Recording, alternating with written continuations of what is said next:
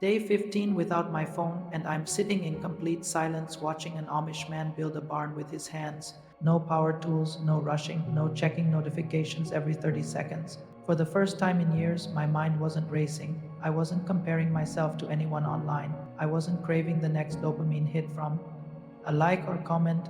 I was just present. That's when I realized something terrifying. I hadn't been living my own life for years. I'd been living through a screen, addicted to artificial stimulation, constantly seeking validation from strangers. The Amish community taught me a secret that Silicon Valley desperately doesn't want you to know. It's not about willpower or digital detox apps.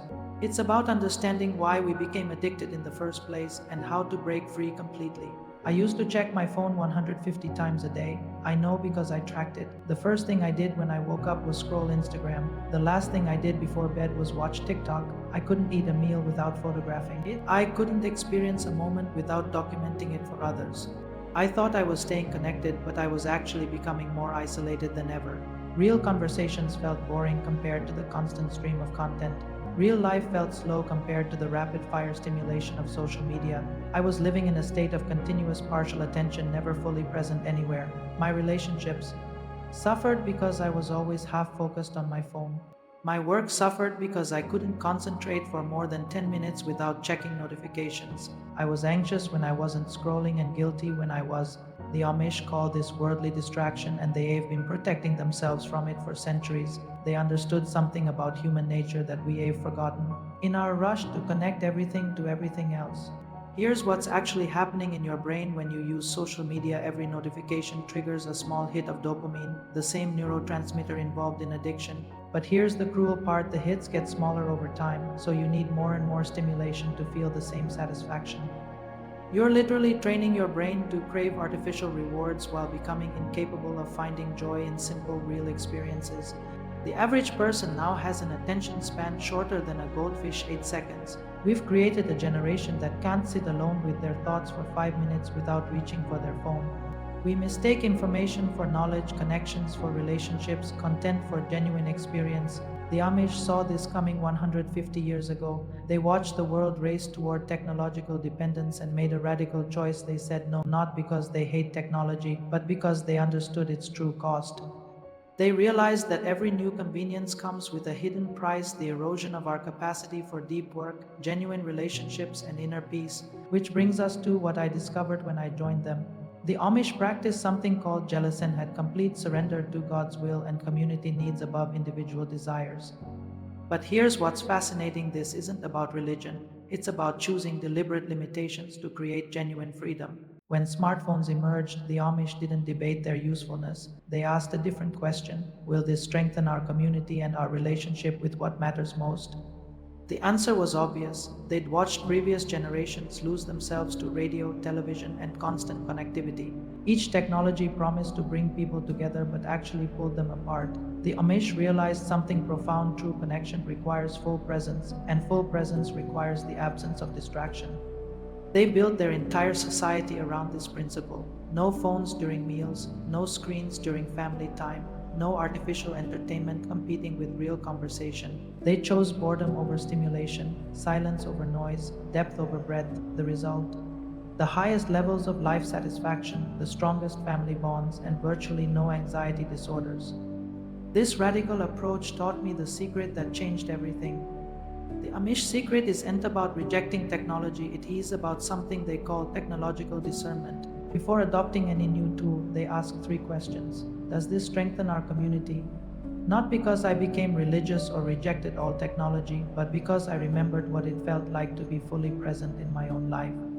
I could sit in silence without anxiety. I could have long conversations without checking my phone. I could work for hours without distraction. I started noticing things I'd missed for years: the way sunlight moved across my wall, the sound of rain on the roof, the taste of food when I wasn't photographing it.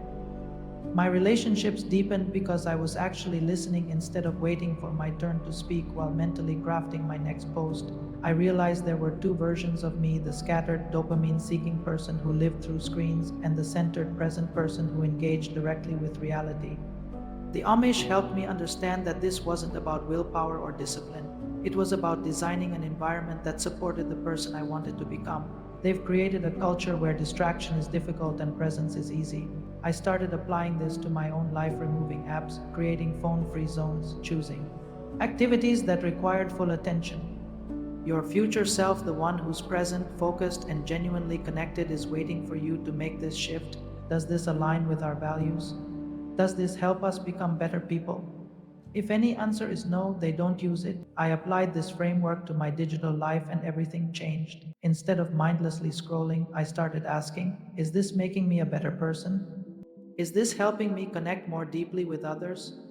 Is this aligned with who I want to become? 90% of my social media use failed this test.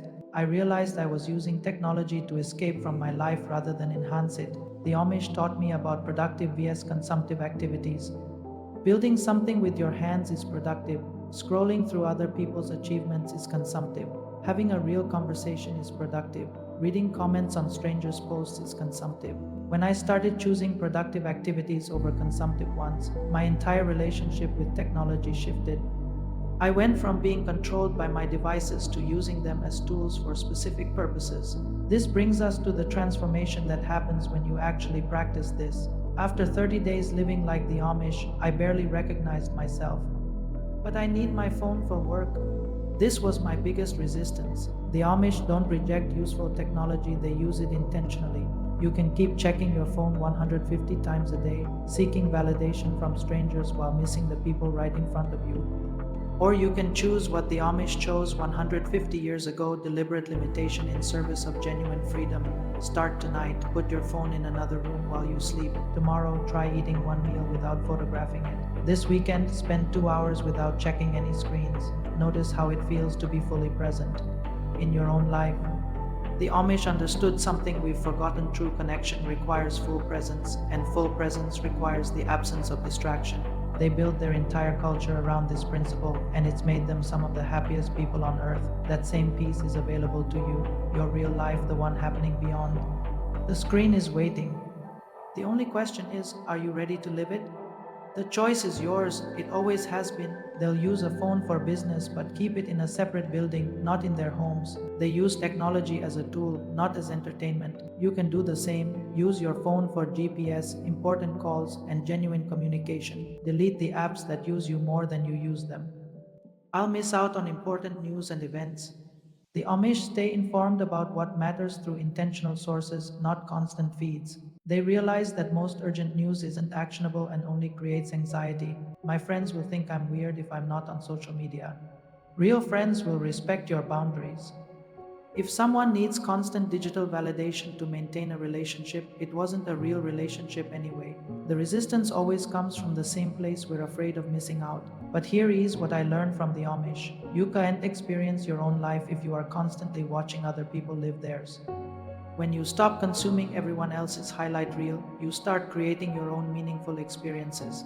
This is what the Amish call choosing the narrow path, deliberately limiting options to find deeper satisfaction. Right now, you have a choice. You can continue living as a digital sharecropper, giving your attention to platforms that profit from your distraction,